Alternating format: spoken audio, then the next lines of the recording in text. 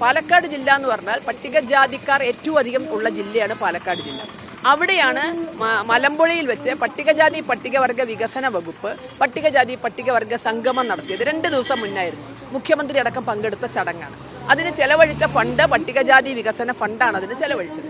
അപ്പോൾ സ്വാഭാവികമായും ഫണ്ട് വക മാറ്റിയത് എന്ന ഇതിലോടുകൂടി ഞാൻ പറഞ്ഞു, ആ പരിപാടിയിൽ ലക്ഷങ്ങൾ പ്രതിഫലമായി വാങ്ങിക്കുന്ന റാപ്പ് സംഗീതം അവതരിപ്പിക്കപ്പെട്ടു.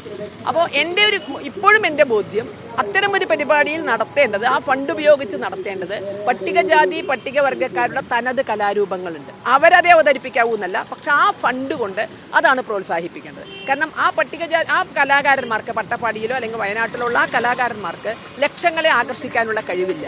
ലക്ഷങ്ങൾ കൊടുത്ത് അവരെ ആരും വേദിയിലേക്ക് കൊണ്ടുപോവുകയില്ല.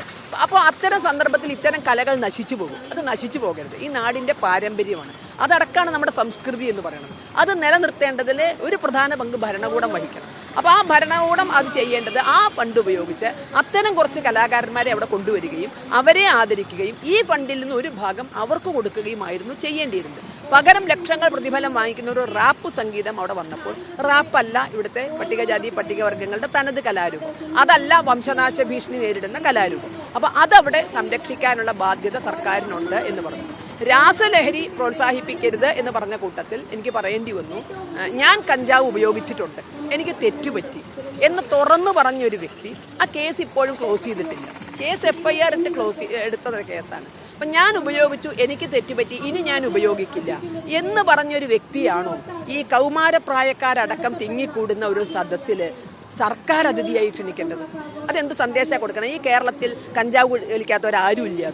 ആ സദസ്സിലേക്ക് കൊണ്ടുവരാൻ അത്ര ശുദ്ധിയുള്ള ഒരാളെ കിട്ടില്ല. ഇതെന്ത് സന്ദേശമാണ് വരും തലമുറയ്ക്ക് കൊടുക്കുക? അതുകൊണ്ട് ഇദ്ദേഹം എവിടെ വേണേൽ പരിപാടി അവതരിപ്പിക്കണം, മിടുക്കനായ കലാകാരനായി വരട്ടെ, മാറ്റങ്ങൾ ഉണ്ടാകട്ടെ, പക്ഷേ സർക്കാർ അതിഥിയായി വരരുത്. മുഖ്യമന്ത്രി അടക്കം തോളത്ത് കൈ തട്ടി പ്രോത്സാഹിപ്പിക്കരുത്. കാരണം ഒരാഴ്ച മുമ്പ് കഞ്ചാവ് കേസിൽ പിടിക്കപ്പെട്ട വ്യക്തിയാണ്. അതിനു മുമ്പ് സ്ത്രീ പീഡനത്തിൽ പ്രതി ചേർക്കപ്പെട്ട വ്യക്തിയാണ്.